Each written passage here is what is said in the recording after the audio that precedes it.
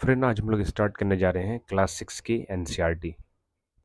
Sixth NCERT science section. Okay.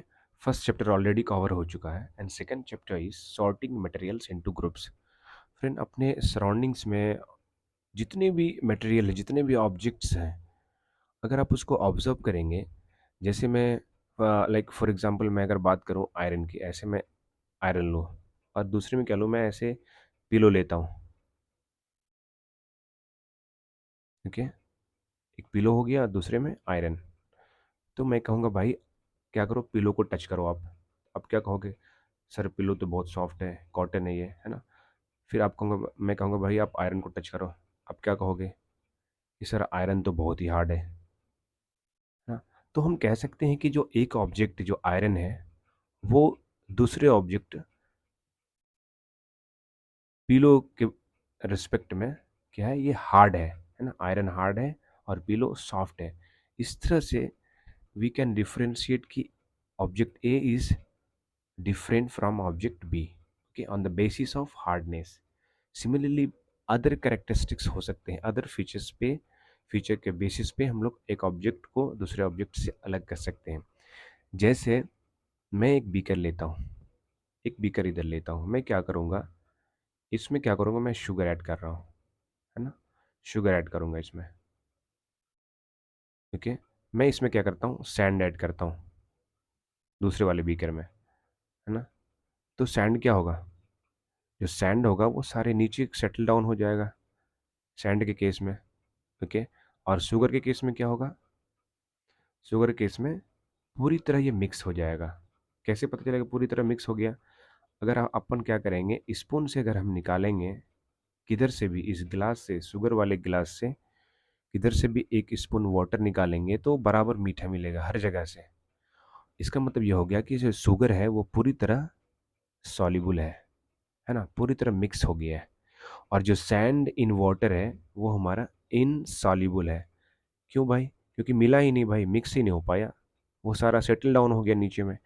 तो on the basis of solubility हम एक object को दूसरे ऑब्जेक्ट से भी डिफ्रेंशिएट कर सकते हैं। जैसे हम ये कहेंगे कि सैंड इज इनसॉल्युबल।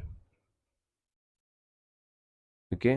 और शुगर क्या है हमारा, ये हमारा सॉल्युबल है। ओके। इस तरह से बहुत सारे अदर बेसिस हो सकते हैं। जैसे मैं ऐसा भी कह सकता हूँ, कुछ ऑब्जेक्ट जैसे, जैसे मैं एक ग्लास है अपना, स्पेक्स जो होता है, स्पेक्स क्या है भाई, पूरी ट्रांसपेरेंट है, आर पार देख सकते हैं। ओके। कुछ ऑब्जेक्ट को जैसे ले लें, जैसे वुड है, वो क्या हमारा ऑपिक है।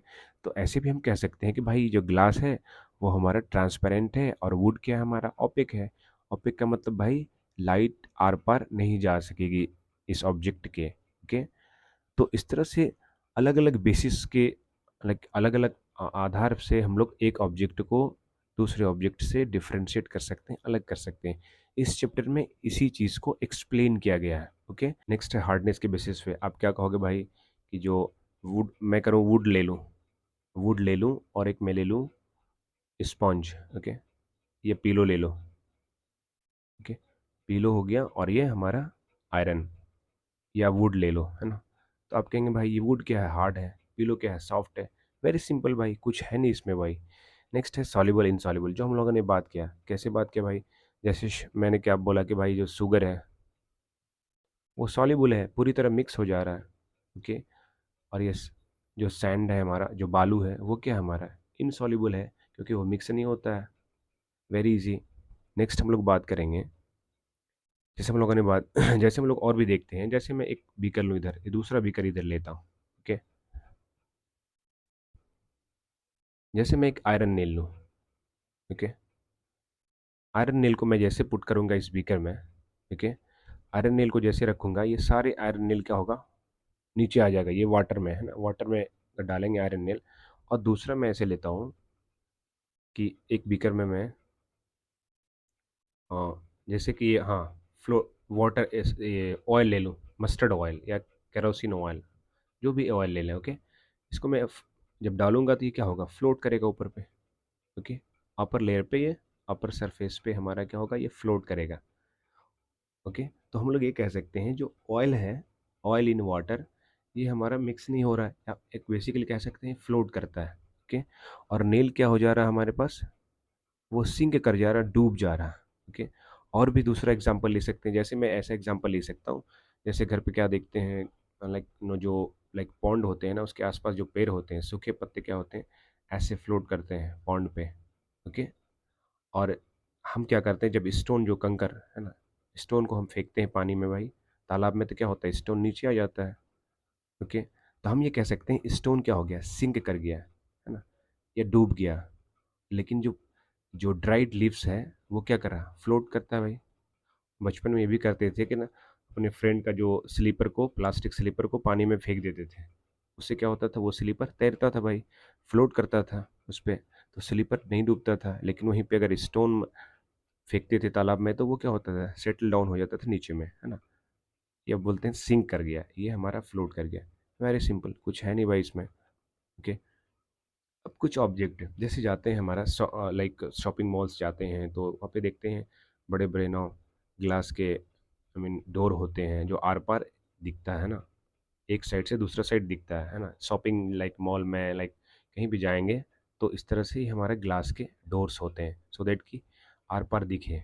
तो कुछ कुछ ऐसे हमारे ऑब्जेक्ट होंगे, है ना, जिसके कि आर पार लाइट जा सकेगी, है ना, उसको क्या कहेंगे हम, ट्रांसपेरेंट कहेंगे। जैसे अपनी ग्लास है, स्पेक्स, जो स्पेक्स है भाई, वो क्या बेसिकली ट्रांसपेरेंट है, इसलिए हम लोग आर पार देख पाते हैं। लेकिन क्या होती है, जैसे मैं बात करूं कि जैसे कि बारिश होती है, बारिश में क्या होता है, जो हमारे स्पेक्स में क्या होता है कि हमारे स्पेक्स में जो वाटर के जो बूंदे जब पड़ जाती है, तो इससे क्या होता है ना, हमारी विजिबिलिटी जो है ना बहुत पुअर हो जाती है। ओके, तो इसी को इसको बेसिकली हम कह सकते हैं ये ट्रांसल्यूसेंट हो गया, ट्रांसल्यूसेंट। ओके, ट्रांसल्यूसेंट क्या होता है बेसिकली, जिसके आर पार पूरी तरह लाइट ना जा सके, या हल्की हल्की धुंधली धुंधली दिखाई दे। जैसे हम लोग जो प्लास्टिक हमारा कैरी बैग होता है वाइट वाला, ओके, उसको उससे भी हम लोग क्या करते हैं, आर पार देखेंगे थोड़ा थोड़ा हमें धुंधला दिखाई पड़ेगा। उसके बाद हम लोगों ने एक और एक्सपेरिमेंट किया था जो फर्स्ट चैप्टर में, कि जो हमारा जो वाइट पेपर होता है, जिसमें बर्गर और पिज़्ज़ा जो रैप किए रहते हैं ना, उस पे जो ऑयली पैचेस ना लग जाते हैं, तो उस ऑयली पैचेस को अगर जब ड्राई हो जाएगा, तो देखेंगे कि उसके आर पार आप थोड़ा थोड़ा देख पाएंगे, लाइट भी एक साइड से दूसरी साइड जाती है हल्की हल्की। तो ऐसे को हम लोग ट्रांसलूसेंट की कैटेगरी में रखते हैं। तो एक हो गया हमारा ट्रांसपेरेंट, ऐसा ऑब्जेक्ट जो आर पार देख पाएंगे। एक हो गया हमारा ट्रांसलूसेंट, जो कि धुंधला धुंधला एक साइड से दूसरी साइड देख सकते हैं। लेकिन एक ऑब्जेक्ट क्या होगा, जैसे मैं एक वुड ले लूँ, ओके, वुड, लकड़ी का, या अपना कंक्रीट वॉल ले लो, है ना, कंक्रीट वॉल, इस कंक्रीट वॉल में क्या होगा कि लाइट आर पार नहीं जा पाएगी एक साइड से दूसरी साइड। ओके, इसमें भी नहीं जा पाएगी, है ना, वुड में भी नहीं, या कंक्रीट वॉल में नहीं।